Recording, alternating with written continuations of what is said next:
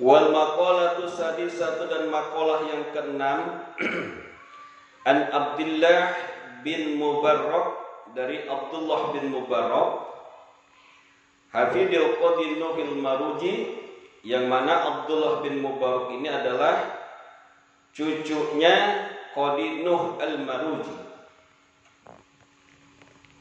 Apa kata Abdullah bin Mubarak?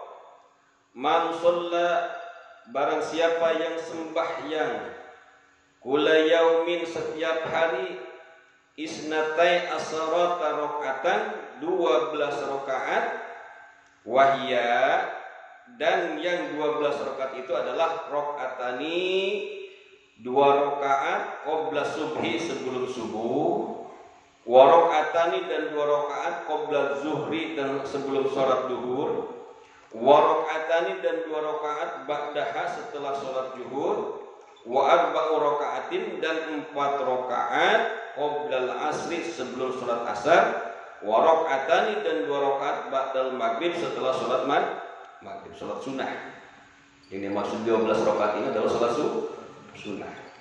Jadi dalam sehari semalam itu, barang siapa yang mengerjakan sholat sunnah di dalam sehari itu 12 rakaat, yang 2 rakaat yaitu sebelum subuh, 2 rakaat sebelum sholat zuhur, 2 rakaat setelah sholat zuhur, dan 4 rakaat sebelum sholat asar, dan 2 rakaat setelah sholat maghrib.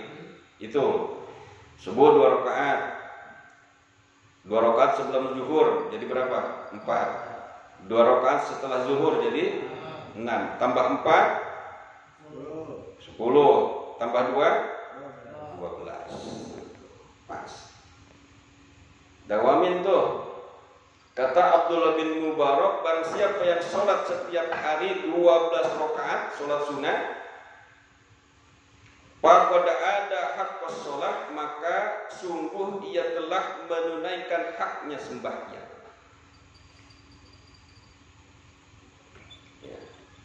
Liqouli alaihi salatu wassalam, sebagaimana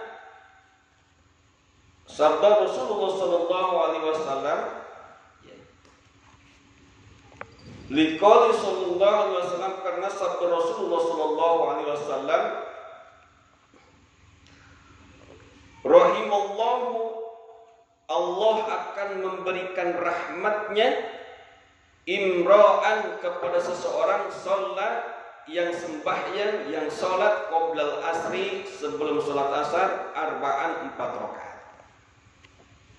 Jadi sabda Rasulullah, Allah akan memberikan rahmat kepada orang yang sholat 4 rakaat sebelum asar. Kita mah 2 rakaat aja, ya. Kadang-kadang ingat, kadang-kadang kagak. Kadang kalau di masjid, ya rada-rada rajinan dah sholat. Tapi kalau udah di rumah, fardu doang, jarang-jarang kita ngelakuin ba'diyah, umtiyah, bener gak? Di masjid mah rajin, kenapa tuh? Beda, ya, beda makomnya. Tapi kalau di rumah, terkadang kita kalau sholat asar atau sholat zuhur, jarang kita melaksanakan sholat ba'diyah, qobliyah, bener gak?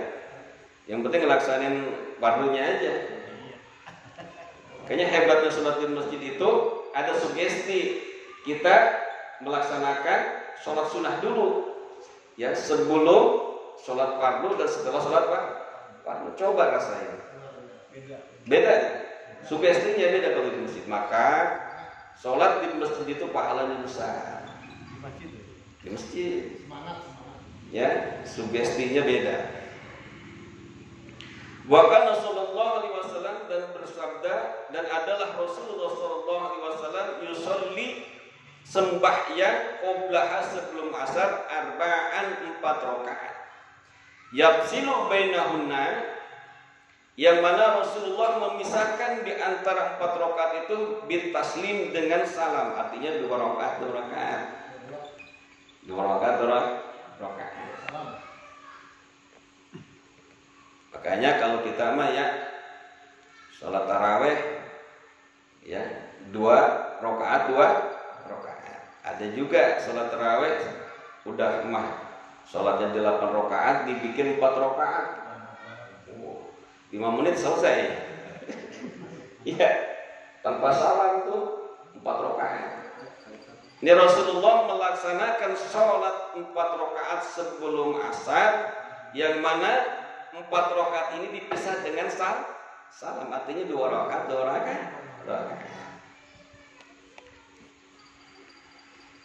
Udahlah, kita nggak usah.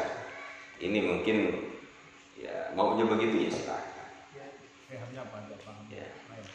Walid Tabrani, dan bagi riwayat Tabrani, ini daripada hadis riwayat Imam Tabrani, man sholat, barang siapa yang sembahyang 4 rakaatin, 4 rakaat, qoblal asri, sebelum sembahyang asar atau sholat asar, haramallahu badanahu, maka Allah akan mengharamkan badannya ala nar, untuk masuk ke dalam neraka. Subhanallah. Jadi kalau orang yang membiasakan sholat 4 rakaat sebelum asar, maka jasadnya, badannya haram masuk neraka. Nah iya, masa sholat sunat doang ya pasti sholat fardu. Gua mau ngamalin hadis ini, sholat sunat doang udah cukup, bulan gua juga haram dan masuk neraka. Nah, ini suka dipelintir-pelintir nih kalau ngomong, kita jelasin. Ini keunggulan, keutamaannya begitu. Ini suka diambil enaknya baik. Iya, udah habis sunat pulang. Lo pakai sholat asar lah, kata Ustadz juga begitu, kata Ustadz kemarin. Sholat sunat 4 rakaat sebelum asar, haram jasadnya masuk neraka. Ngapain sholat asar gitu kan? Nah itu bahlul namanya. Wa naqala Syekh Khalil Ar-Rasidi, dan telah menukil Syekh Khalil Ar-Rasidi minad dimyati, dari Syekh Dimyati, bil Madjar Rabih, dalam kitab Madjar Rabih, min khabarin Muslim, daripada hadis riwayat Muslim. Jadi ini hadisnya hadis sahih ya, yang dinukil daripada ya Syekh Khalil Ar-Rasidi daripada Syekh Dimyati ya, di dalam kitab Mujtahid Rabih ya, daripada hadis sahih Muslim. Ma min abdin, tiada seseorang hamba, yusolli, dia sembahyang lillahi ta'ala, karena Allah ta'ala, fi kulli yaumin, pada setiap hari, sintai asharata rakaatan, 12 rakaat, tatawwu'an, sebagai sholat sunnah, ghairu faridah, selain sholat fardu, ila banallahu lahu, kecuali Allah akan membangunkan baginya baitan, suatu rumah, fil jannati, di dalam surga.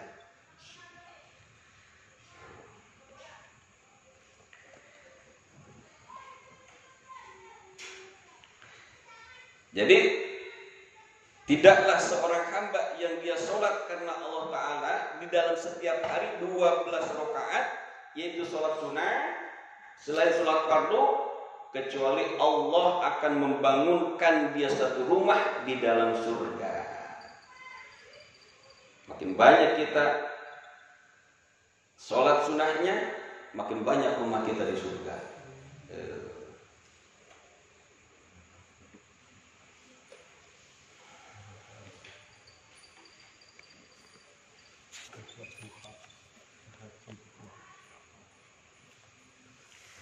Zada, telah menambahkan At-Tirmidzi, Imam Tirmidzi, arba'an, 4 rakaat qabla zuhri, sebelum sholat zuhur, wa raka'ataini ba'daha, dan 2 rakaat setelah sholat zuhur, wa raka'ataini ba'dal maghrib, dan 2 rakaat setelah sholat maghrib, wa raka'ataini ba'dal isya, dan 2 rakaat setelah isya, wa raka'ataini qabla sholatil ghada, dan 2 rakaat sebelum sholat subuh. Walid Tabrani, dan bagi riwayat Imam Tabrani, man sholat, barang siapa yang sholat qabla zuhri, sebelum sholat zuhur, 4 rakaatin, 4 rakaat, ka'annama tahajjuda bihinna, maka sama ia dengan sembahyang tahajud dengan 4 rakaat tadi, bi lailatihi, di waktu malamnya. Nah, kalau kita sholat sunat nih sebelum zuhur 4 rakaat sama dengan kita sholat tahajud malamnya. Kalau udah tahu hadisnya, tahu ilmunya, amalin.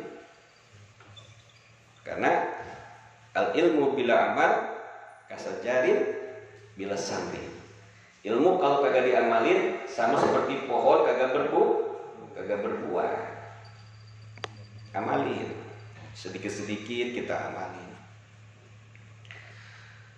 Man shallahunna, dan barang siapa yang sembahyang 4 rakaat ba'dal isya, sesudah sholat isya, kamislihina, maka sama dengan sembahyang 4 rakaat fi lailatul qadri, pada malam Lailatul Qadar. Jadi sholat kita ya 4 rakaat setelah sholat isya, maka sama dengan kita sholat 4 rakaat pada malam Lailatul Qadar.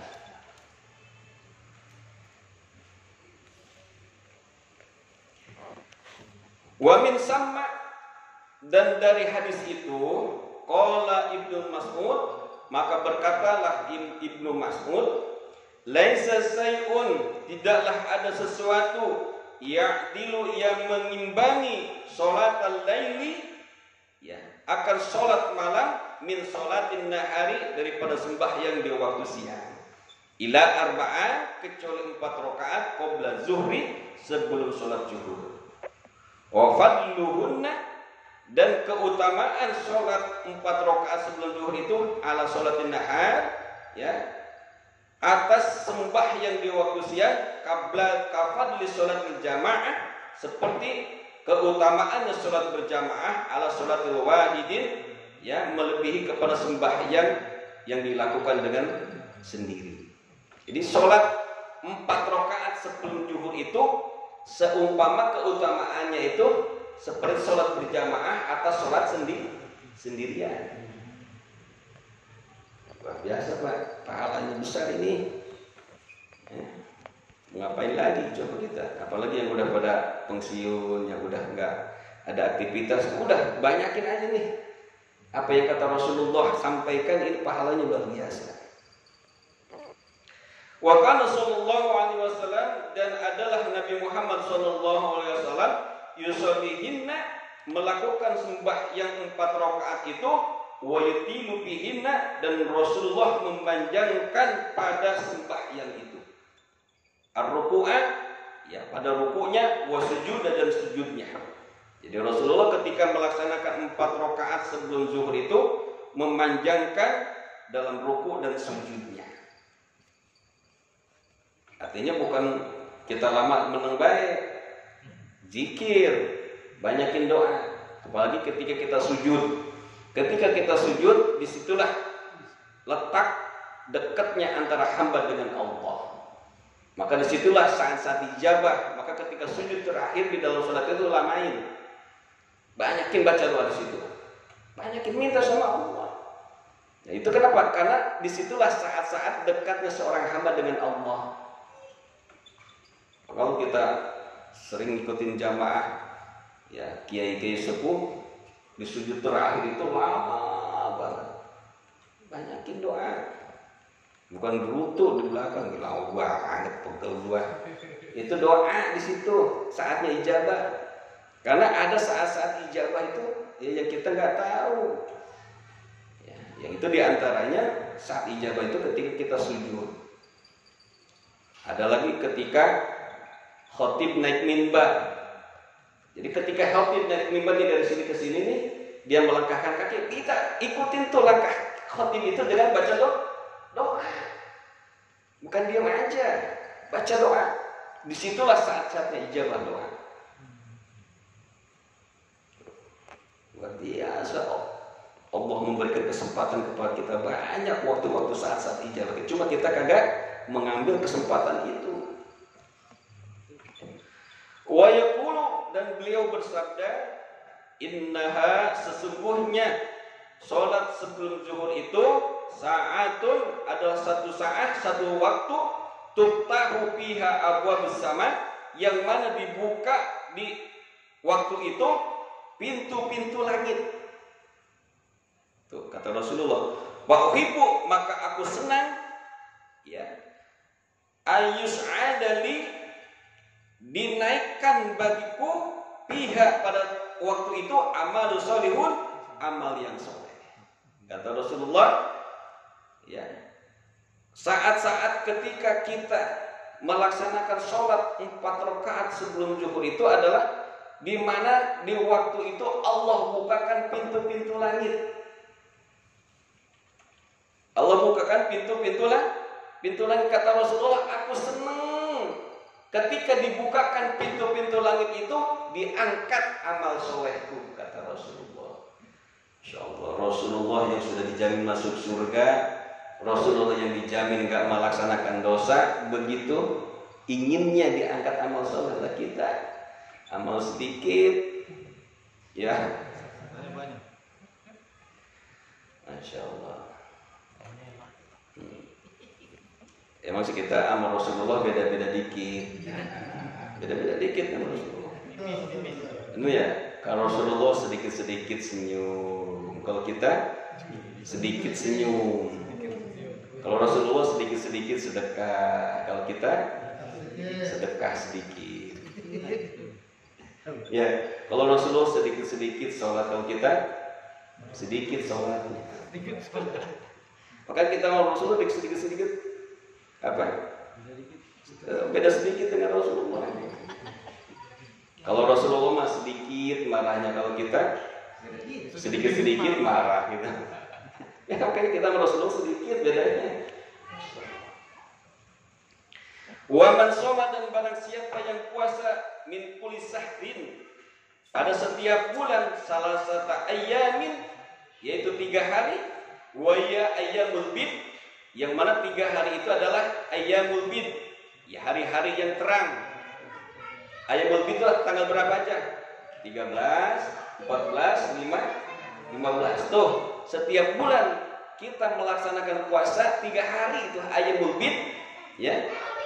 Wa hiya salasu asyar, yaitu tanggal 13, wa taliha, dan 2 hari berikutnya yaitu 14, 15, ila fi hijjati, kecuali pada bulan haji. Bulan haji mah haram. Karena apa? Hari tasrik nggak boleh. Mentang-mentang rajin puasa bulan haji, ngapain puasa? Ayyamul bid, tasrik itu mah nggak boleh, haram. Ya kan? Tasrik itu berapa hari sih? Hah? 3 hari. Tanggal berapa? 11, 12, 13. Yasumu, ia berpuasa sadisa asar, pada tanggal 16, atau yauman, atau pada 1 hari sesudahnya, ba'da sesudahnya, badalah salisa asar, ya, mengganti pada hari ke-13.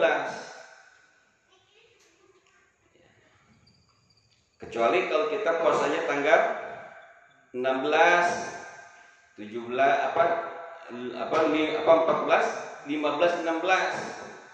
Itu boleh.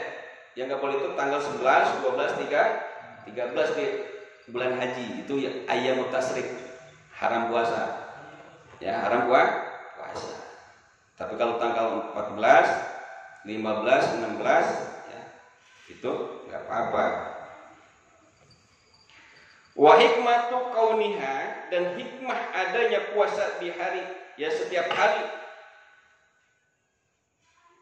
Pada setiap bulan salasatan 3 hari.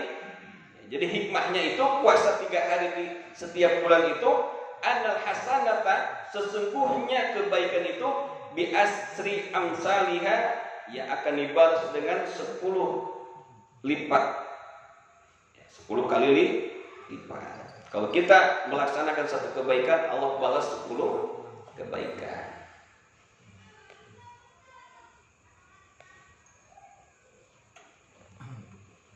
Wasomuha, maka puasa 3 hari setiap bulan itu kasaumi sahri kulli, maka pahalanya sama dengan puasa 1 tahun penuh. Kenapa? Kalau kita hitung 1 bulan kita puasa 3 hari, sholat puasa sunnah dikali 3 berapa? 30 kali 10, 30 kali 11, berapa? 330 tambah puasa 30 hari jadi 300. Pas gak 1 tahun? Pas 1 tahun. Walidzalika, maka karena demikian itu yahsulu, maka akan berhasil aslu sunnah, asal kesunahan itu bisaumi salasatin, dengan puasa 3 hari min ayam syahrin, daripada setiap bulan. Kada demikianlah fituhfah, di dalam kitab Tuhfah. Jadi kita dianjurkan setiap hari puasa salat sunnah 12 rakaat, dan juga kita dianjurkan setiap bulan puasa 3 hari, itu ayyamul bid.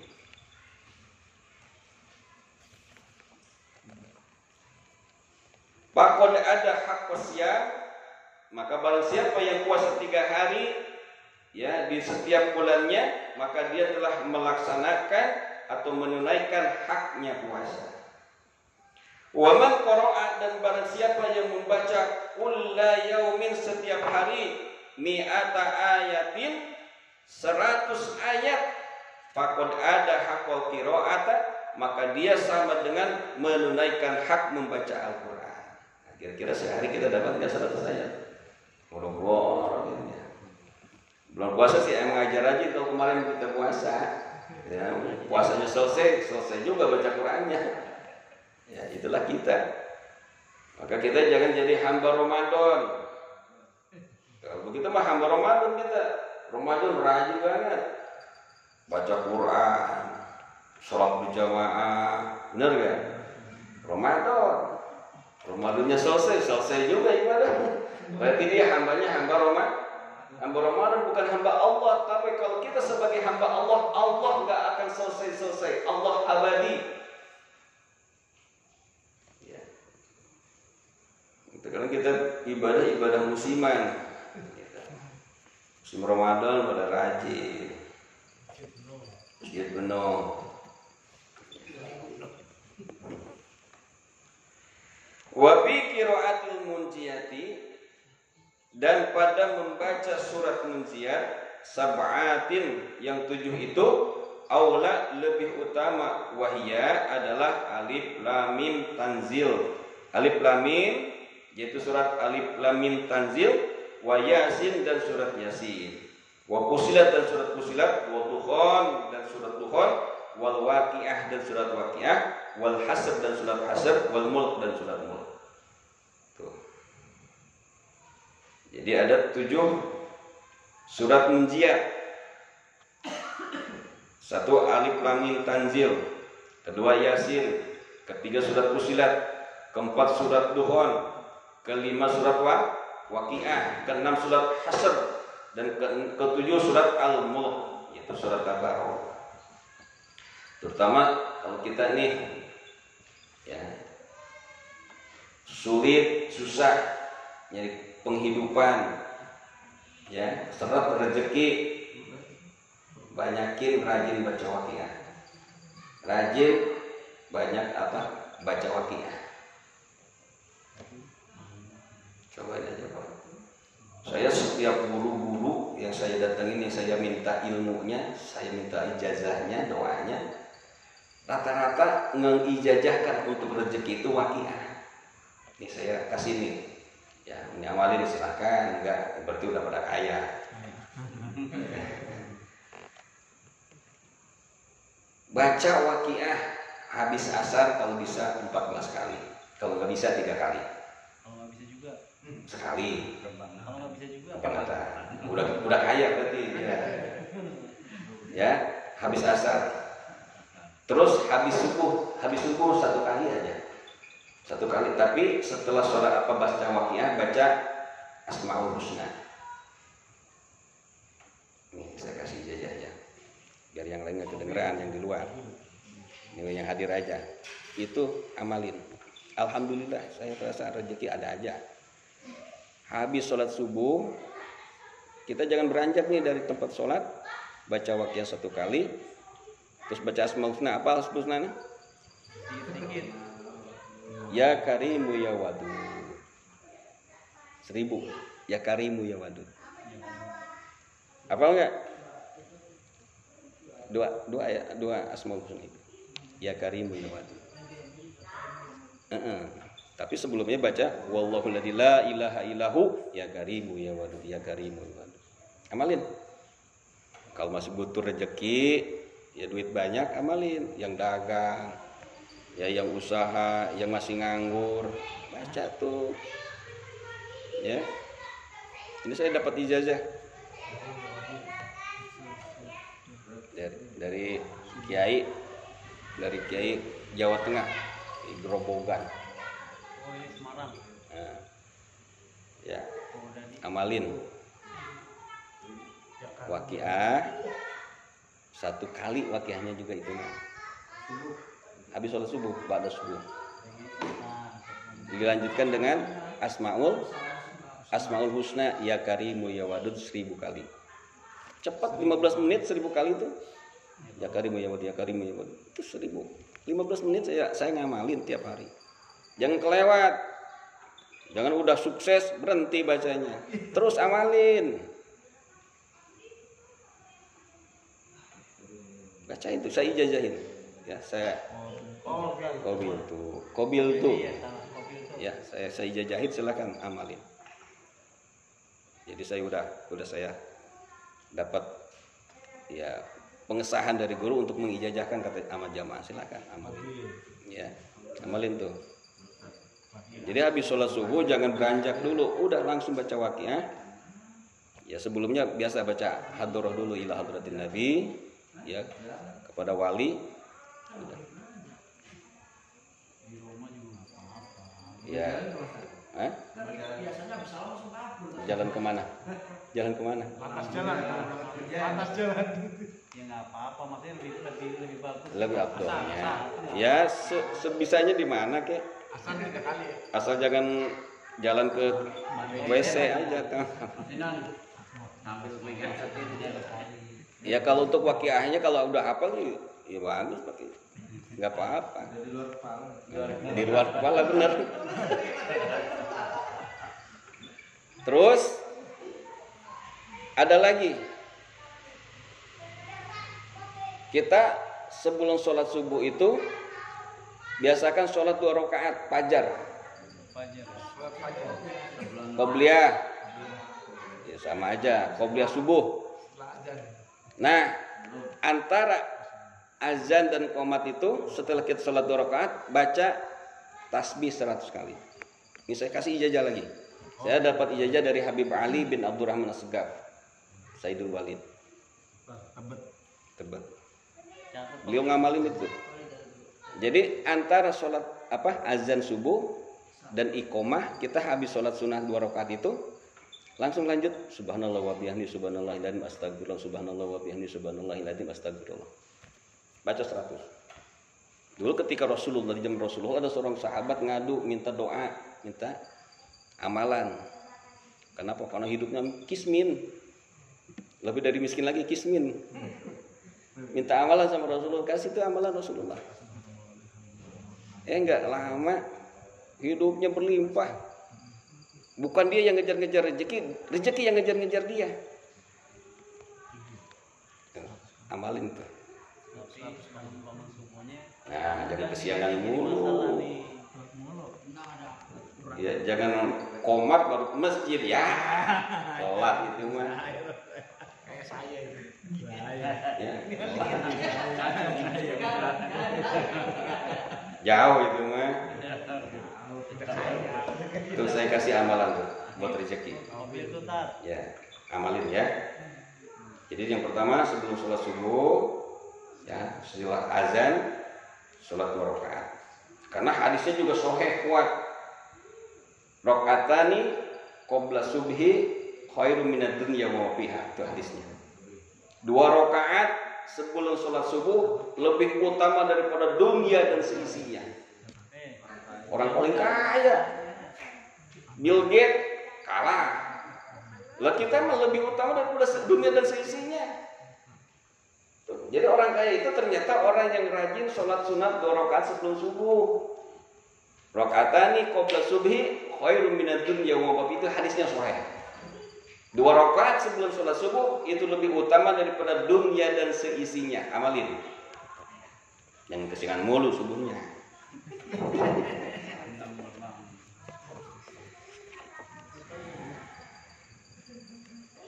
Nah, kalau kata guru saya, kalau kita meninggal jasad kita utuh, nggak dimakan belatung ya, cacing dari mana, banyakin baca surat Al-Mulk.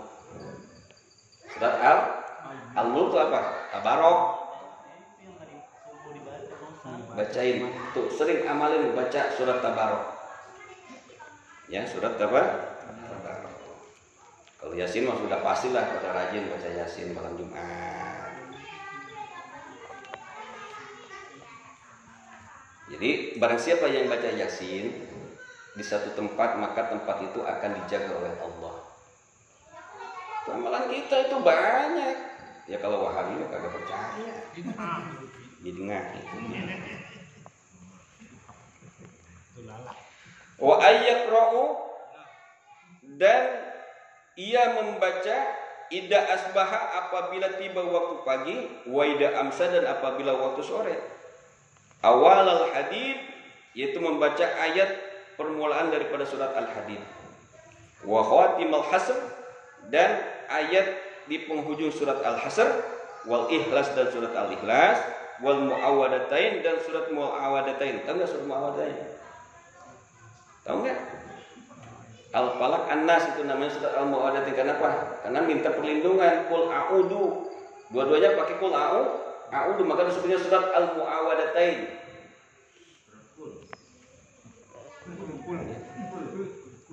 Al-Ikhlas sudah jelas qul Al-Muawwadatain itu adalah surat Qul a'udzu birabbil falaq, Qul a'udzu birabbin nas. Salasan 3 kali.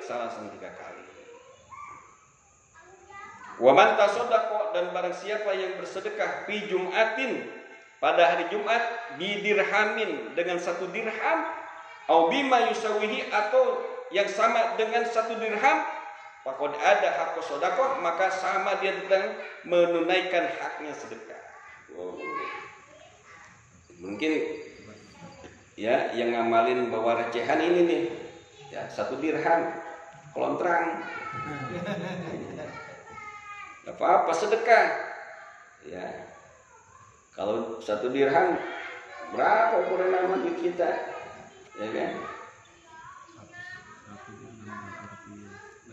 Coba dilihat.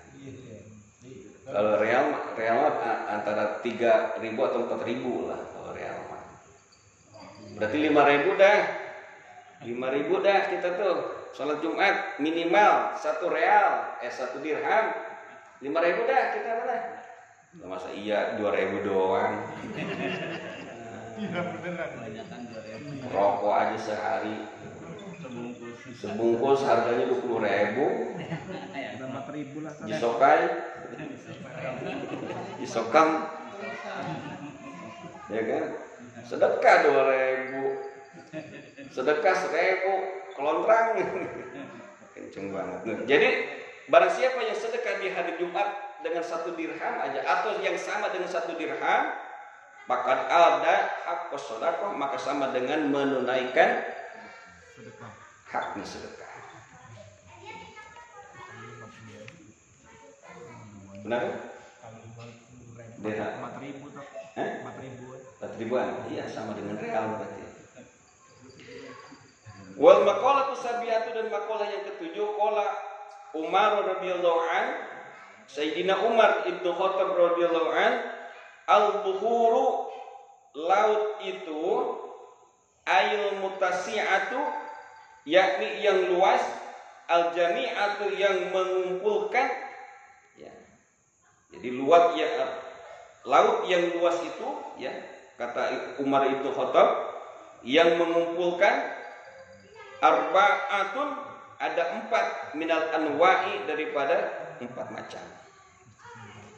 Jadi ada lautan yang luas yang bisa mengumpulkan, ada 4 kata Sayyidina Umar ibnu Khattab. Yang pertama apa? Al-hawa, yaitu hawa nafsu.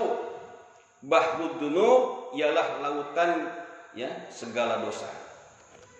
Jadi ada lautan yang luas ya yang bisa mengumpulkan.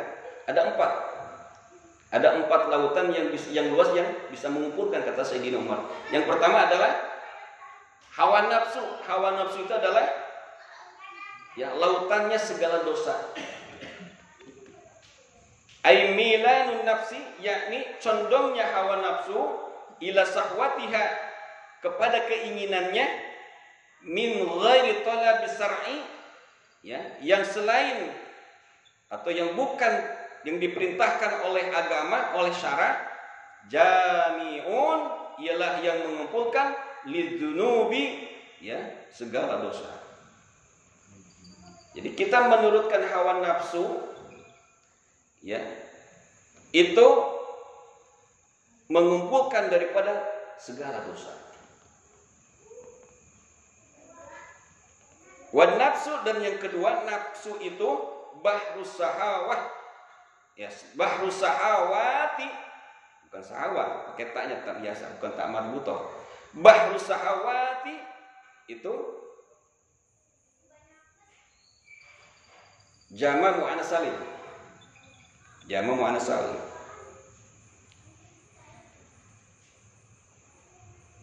Adalah laut yang mengumpulkan syahwat-syahwat manusia.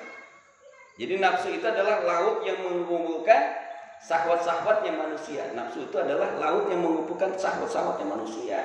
Keinginan-keinginan kita tuh adanya di dalam nafsu.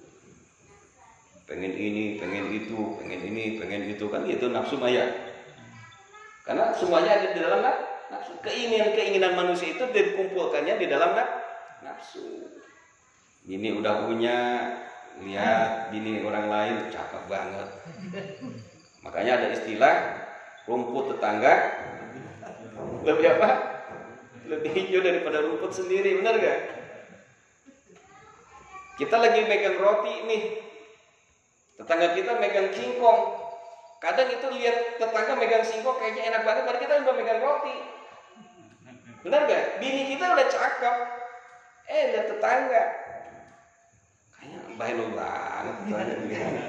Itu nafsu. Syahwat itu adalah keinginan. Maka nafsu itu adalah tempat kumpulnya syahwat-syahwat manusia. Lautannya syahwat-syahwat manusia. Bahrus sahawat. Ai nafsul amarah, yaitu nafsu yang banyak menyuruh. Ya, amarah itu, maka disebutnya nafsul amarah, itu adalah nafsu yang banyak menyuruh kepada keburukan. Wahya allati tamilu ila tabiatil badaniyati, yaitu disebut dengan nafsu amarah itu adalah yaitu nafsu yang condong, yang cenderung kepada tabiat badan.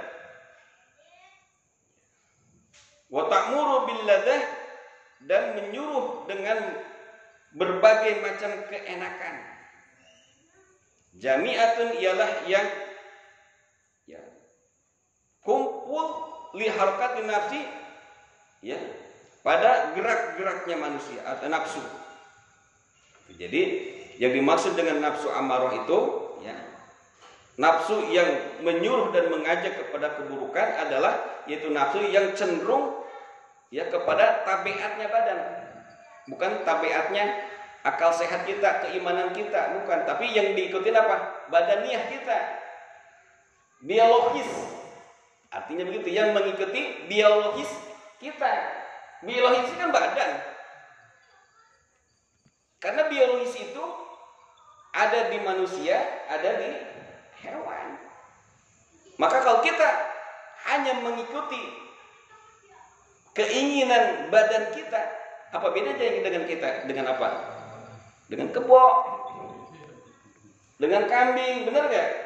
Kenapa? Karena yang dimaksud dengan keinginan badan itu adalah semua yang berhubungan dengan biologis kita.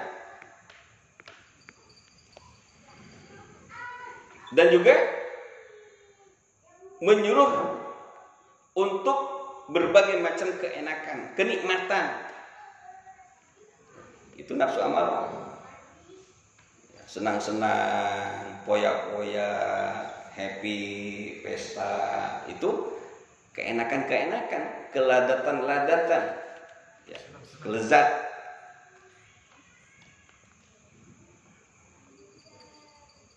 Fahiya ma'was syurur, maka dia itu adalah tempat berlindungnya berbagai kejahatan. Waman ba'ul ahlaki, dan sumbernya waman ba'ul ahlaki damimah, dan sumbernya akhlak yang tercela. Jadi yang dimaksud dengan nafsu amar itu adalah semua yang cenderung untuk mengikuti tabiat kebadanan dan juga cenderung ya menyuruh untuk berbagai macam kenikmatan, kelezatan, ya, yaitu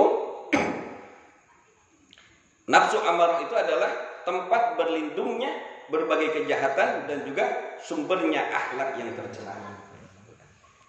Maka kita berlindung ya daripada nafsu amarah. Maka kita mintanya apa sama Allah, nafsu apa? Nafsu mutmainnah, yang tenang, yang bawa ibadah. Nafsu juga jangan kita bunuh.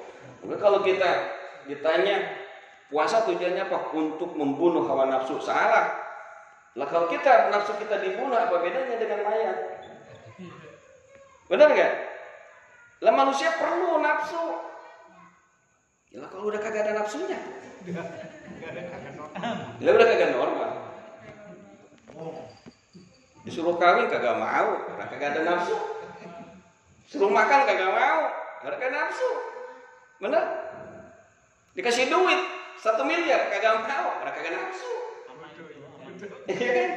Maka apa bedanya dengan mayat? Makanya bukan membunuh hawa nafsu, tapi apa? Mengalahkan hawa nafsu.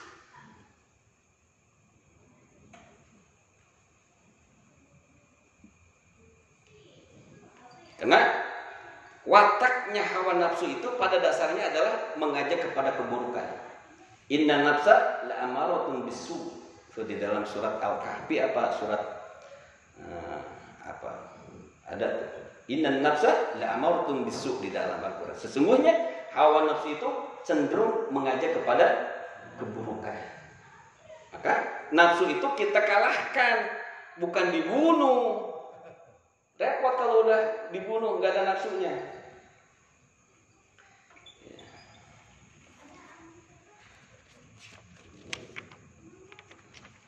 Wal mautu bahrul a'mar, dan kematian itu yang ketiga kematian itu adalah lautnya umur.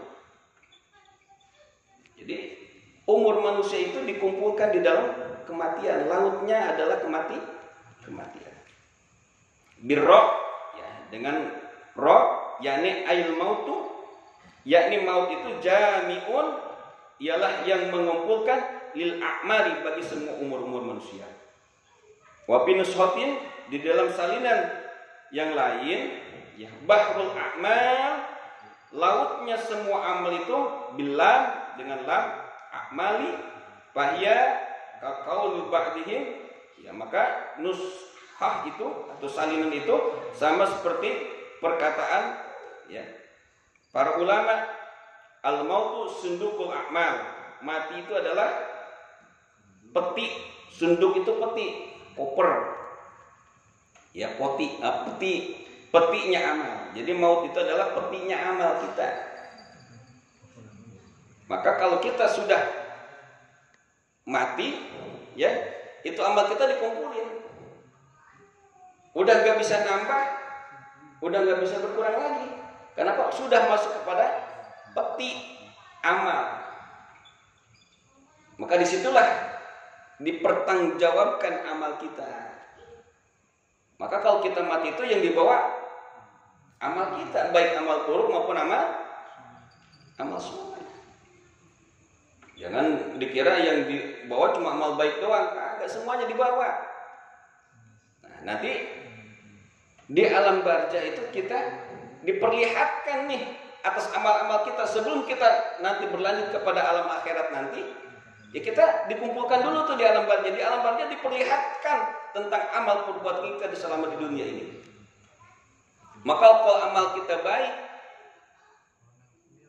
baik juga tuh di alam barzah kita, di kuburan kita, di alam kubur kita. Tapi kalau amal kita buruk, wah di situ juga buruk kita. Buruk juga keadaan kita di alam barzah. Maka diumpamakan nanti ketika kita di alam barzah itu, kalau amal kita banyak, ya amal baik kita banyak, nanti ditemenin sama yang cakep-cakep. Bingung orang-orang, ini siapa yang cakep-cakep nemenin? Itu amal lu, amal baik lu. Tapi kalau ketika amal buruk kita yang banyak, dia temen yang serem-serem, genderuwo, kuntilanak, lah boro-boro ditemenin lihat filmnya aja kita bergidik, ya. Apalagi beneran ditemenin, udah tempat yang gelap sendirian, temenin sama yang serem-serem gitu. Oh, bayangin.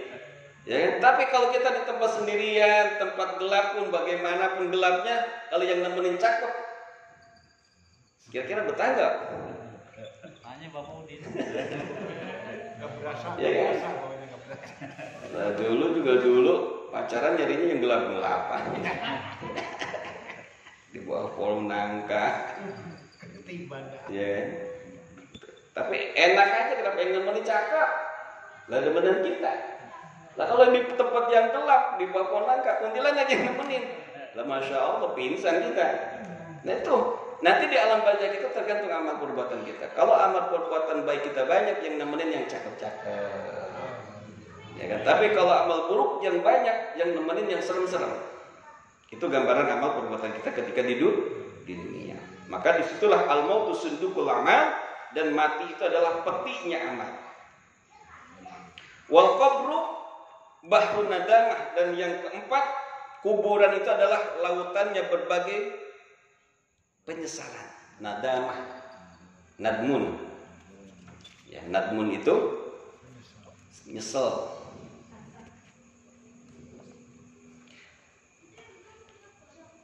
Maka ketika kita sudah masuk ke dalam kubur, disitulah penyesalan kita.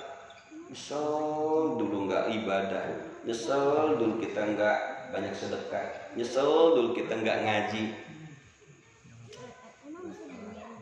Maka ada dulu waktu saya SD ada masih terngiang pantun, asam gelugur, asam gunung apa itu? Bukan. Itu monosul.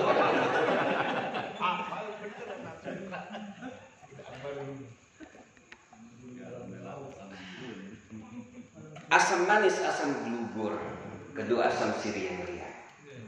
Itu saya masih ingat dulu. Menangis badan di dalam kubur, teringat badan tidak sembahyang. Itu dong saya masih ingat bulan kecil saya SD masih saya apa itu. Asam manis, asam gelugur, kedua asam sirih yang ria. Menangis badan di dalam kubur, teringat badan tidak sembahyang. Nyesel kalau udah masuk kubur. Maka di dalam Al-Quran ada satu ayat yang menerangkan penyesalan kita ketika kita sudah masuk kubur. Minta dibalikin lagi sama Allah. Nyeselnya apa? Nyesel satu kita nggak sedekah, kedua nyesel nggak beramal soleh. Robi, jeritan kita ketika masuk kubur. Robi di dalam ayat Al-Quran tuh, saya lupa suratnya apa. Robi laula akhortani ila ajalin qarib fa'asadaq. Ya Allah, ya Tuhanku, seandainya Engkau mengizinkan untuk kembali sebentar aja ke alam dunia, maka aku akan bersedekah. Jadi penyesalan kita di alam barzah itu, ya Allah, ya Rabbi, luar biasa. Maka disebut al-qabru bahrun nadamah. Kuburan itu adalah lautannya penyesalan kita. Nyesal kita. Coba dulu ya Allah, ada pengajian di Masjid Al-Ikhlas gua ngikut, ya kagak begini nasib gua di dalam kubur, kan gitu ya. Ya sekarang mah kagak begitu. Nanti di alam kubur baru kita nyesel. Maka penyesalan itu nggak ada di depan, adanya belakangan. Benar? Kalau nyesel itu adanya di depan, ada nuntung domba jalur diseruduk, nyesel gua duluan, ya kan? Iya. Nyesel itu belakangan rata-rata semuanya. Cuma satu doang nyesel tuh. Kalau kita di depan kambing domba jantan gitu, ya kan, nonton gua sama jantan nyesel dari belakang, nyesel gua duluan gitu. Iya. Ini dikubur kita nih nyesel ya Allah. Cuma kita nggak sadar. Cuma karena kita nggak sadar karena kita nggak ngaji. Nah kita disadarkan dengan kita duduk di majelis taklim, ya Allah, nanti di alam kubur itu adalah lautnya penyesalan kita. Di dalam Al-Quran sudah jelas, kita menjerit minta sama Allah untuk dikembalikan sebentar. Ya Allah, ke alam dunia, apa ingin bersedekah dan beramal soleh? Sekarang mungkin kita berleha-leha, bodoh amat, mau ngaji, mau apa, terserah gua. Nanti mau di alam barzah, ya terserah gua. Iya sekarang loh. Ngomong begitu dalam barzah nangis, ya kan, nangis. Ya Allah, ya Rabbi. Iya, coba ada disiapkan oleh pengurus masjid, ya kan, gratis, gak usah bayar. Lah kalau manggil ustaz ke rumahnya, privat. Dibayar 100 kayaknya saya mikir-mikir, ya kan? Coba sini kumpul enak berjamaah, niatkan iktikaf, luar biasa pahalanya. Sekarang enggak nyesel, enggak kepikiran nanti. Kenapa? Karena kata Umar ibnu Khattab radhiyallahu an, al-qabru bahrun nadama. Kuburan itu adalah lautannya penyesalan kita. Ai barzahun, yakni alam barzah, fasilul baina dunya wal akhirah, yang memisahkan antara dunia dan akhirat. Jadi kita kalau belum kiamat, belum masuk ke akhirat kita. Maka kalau kita mendoakan, ya Allah mudah-mudahan almarhum di akhiratnya, belum di akhirat, masih di alam barzah. Jadi alam barzah itu adalah alam yang memisahkan antara dunia dan akhirat. Masih di alam kubur.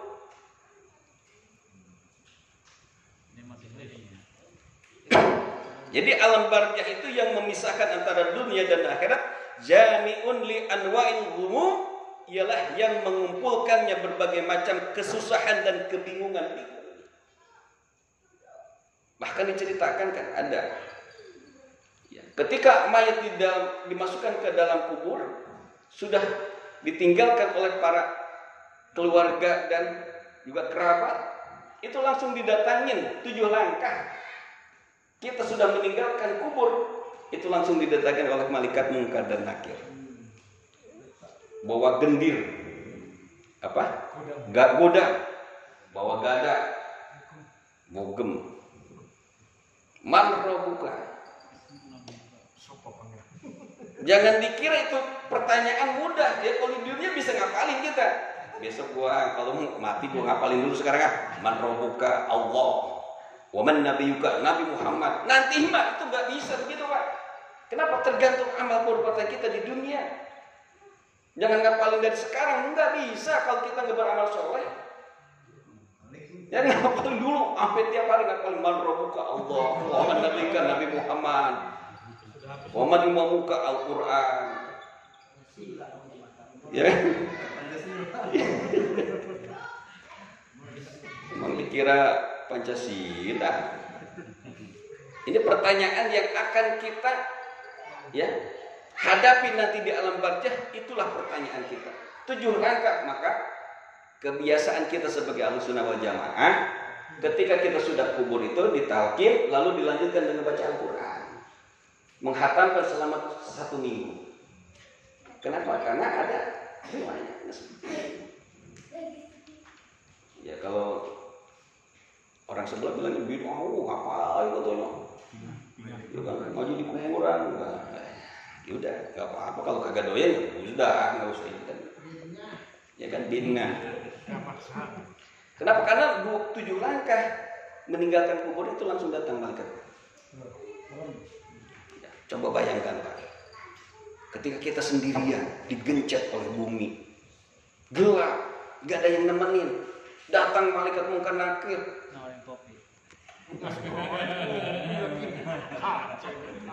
Masya Allah. Ya kan?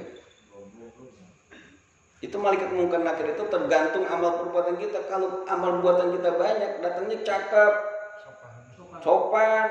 Tapi kalau amal perbuatan kita banyak, tukang mabok, tukang jinah, kagak pernah ngaji, kagak pernah ke masjid, wow, datangnya serem. Serem. Ya kan? Bukan nawarin kopi ya, Bu. Bukan. Ya itu digebuk pakai godam.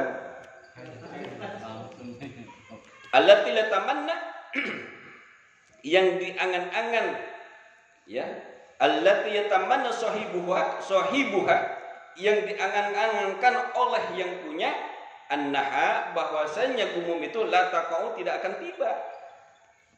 Karena sekarang kita nih berpikir karena kita ini pasti masuk kubur, maka disebutnya sahibuha di sini. Allati yatamanna sahibuha yang mana?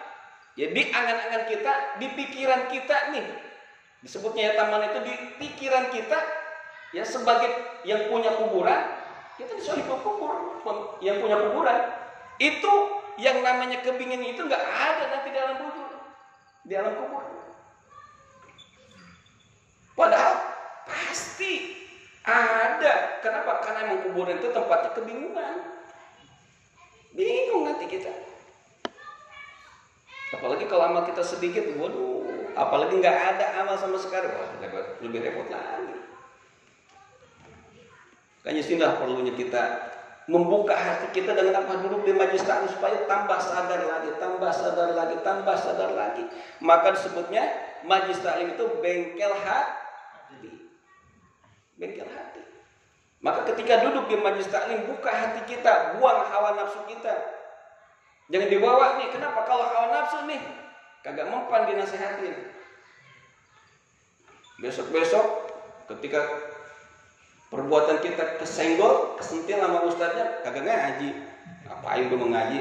Ustadznya fanatik bener, nyindir-nyindir. Bukan nyindir, lah emang kelakuan lu begitu. Bener gak? Kagak ngaji besoknya.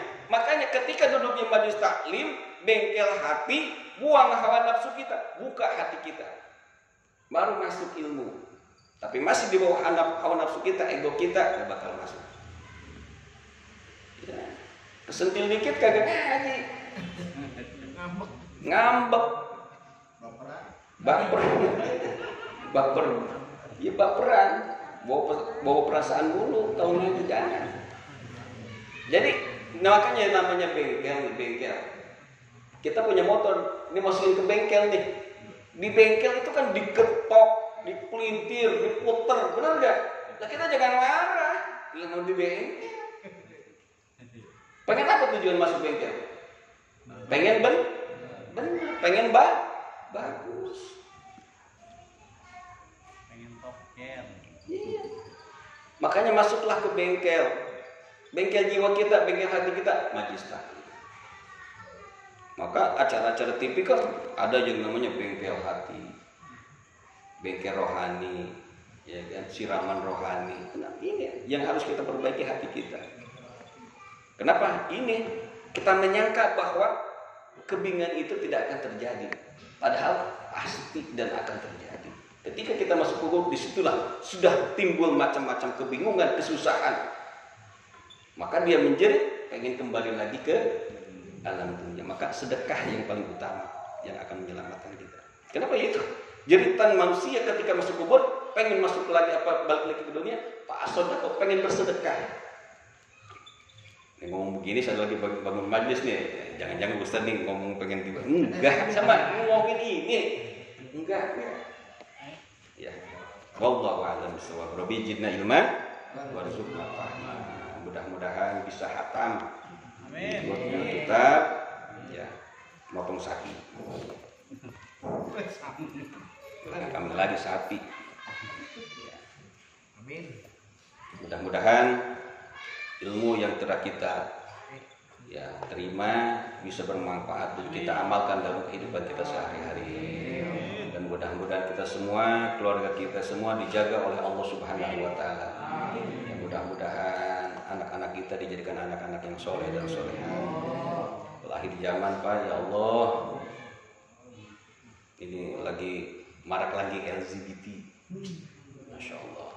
Kemarin saya dapat video tuh di kafe di daerah mana tuh Pancoran apa. Itu terang-terangan Pak, peluk-pelukan laki-laki sama ya Allah ya Allah. Laki-laki sama laki-laki peluk-pelukan di tempat umum, di kafe. Sudah sebebas itulah negara kita. Ketika kita teriak-teriak anti LGBT, banyak orang yang justru malah membela.